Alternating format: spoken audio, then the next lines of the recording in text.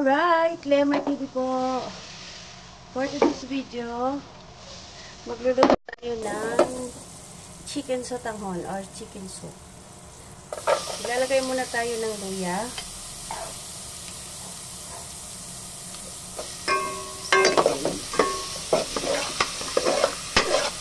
Sa butter lang natin lulutuin mga kapalangga ha.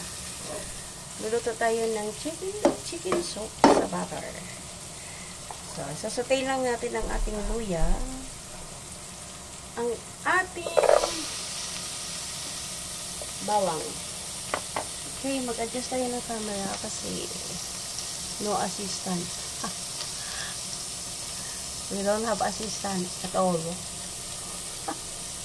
Walang taga alone. Walang taga hiwa, ay walang taga camera at walang taga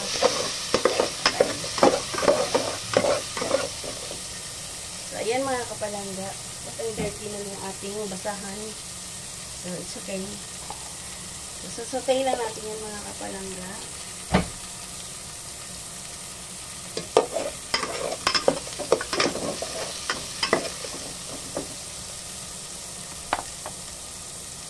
At ilalagay na natin ang ating chicken.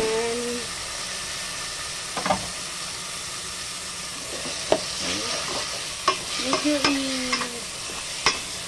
igisahin lang natin siya sa para lumabas yung kanyang oil, at maglalagay tayo ng cubes, chicken cubes, maliit lang, diba? Sa oil.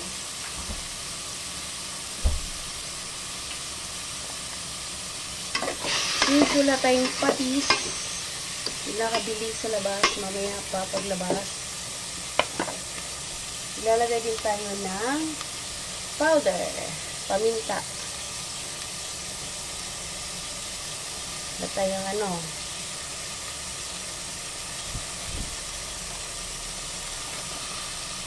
okay. So, sultang muna ang ating ilalagay din mga palangga. Very chill. Usually, susutay-sutay lang natin siya sa kanyang yung ating chicken bago natin siya sabawan. Okay.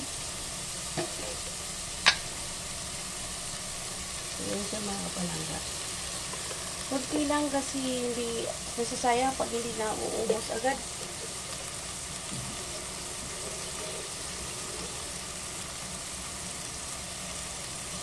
Okay. Check muna natin. Okay. So, susutay lang natin siya dyan mga kapalangga hanggang sa lalabas yung kanyang sariling oil bago natin lalagyan ng mainit na tubig mga kapalangga. Dito na side, ayan, nagpapakulo po ako mga kapalangga para madali itong siya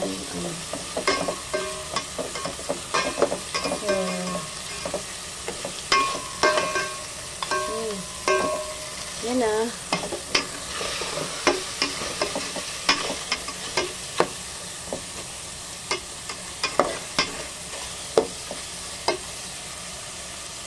Okay, ayan, takpan muna natin mga kapalangga.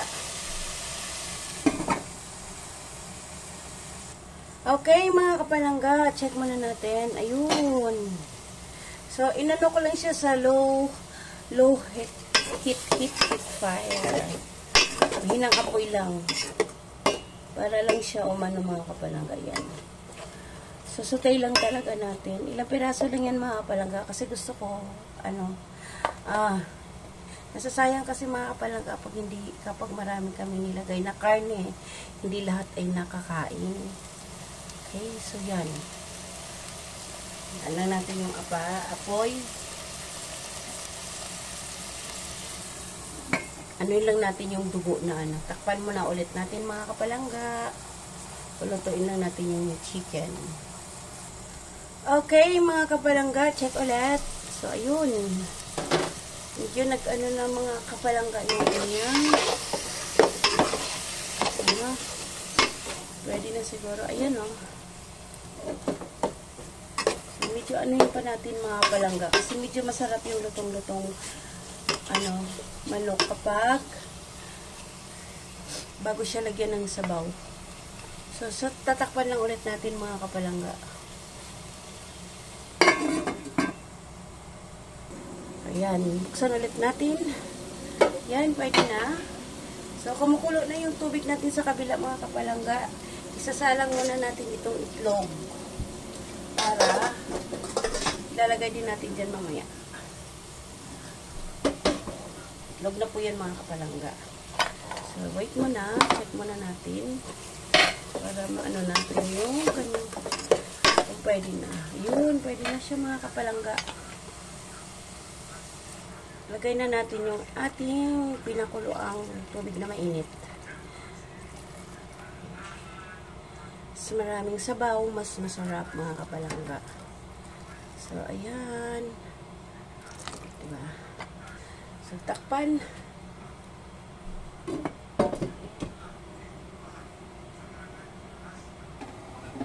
Yan mga kapalangga, ang ating itlog. 3 piraso. Pangdagdag natin doon. Since 3 lang kami okay, kumulo na mga kapalangga. So, yun. Mas madali lang talaga siya mga kapalangga kumulo kapag yung tubig na pinagsasabaw natin ay kumukulo na dati. So, titikman lang natin mga kapalangga kung ano na. Okay.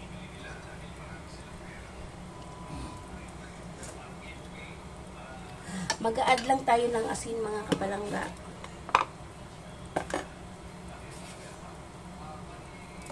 Okay. So,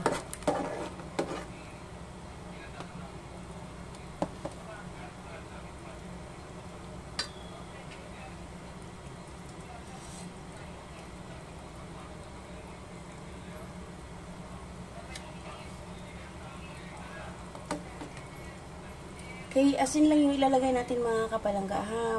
Hindi na tayo maglalagay ng MSG or Magic or ano. Yung kunting chicken cubes, yun lang yun. Okay, takpan muna natin ng saglit. Pakukuluin lang natin mga kapalangga. Bago natin ilagay ang ating sotanghon soup. Ay, yung ating sotanghon vermicelli. Ayan.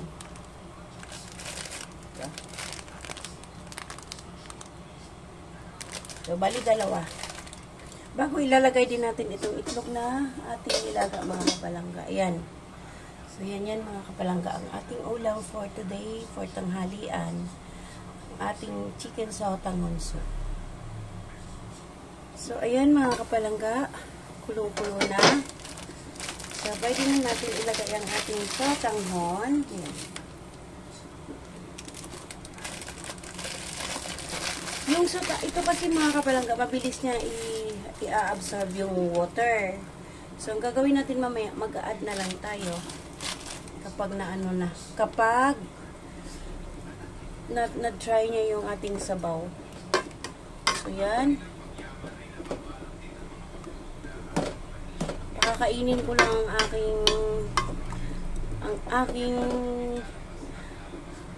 ang aking mare kasi medyo tinamaan ang paa ng hindi inaasahan.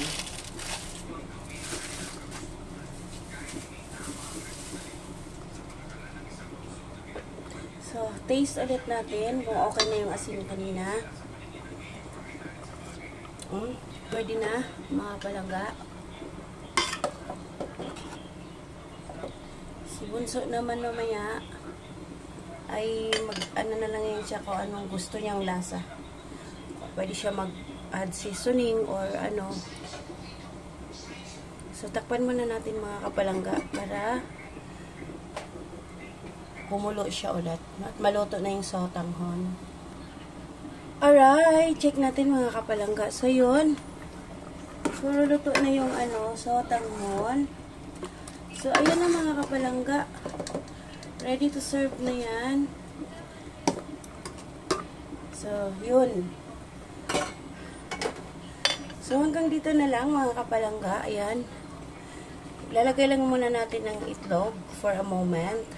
Magbabalat lang ako. Takpan muna natin mga kapalangga bago natin ilagay ang itlog. Okay?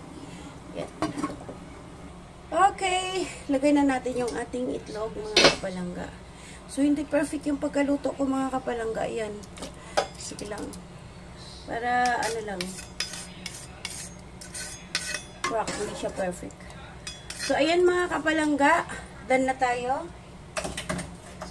Leomar TV po. Bye. See you around mga kapalangga. God bless everyone. Salamat.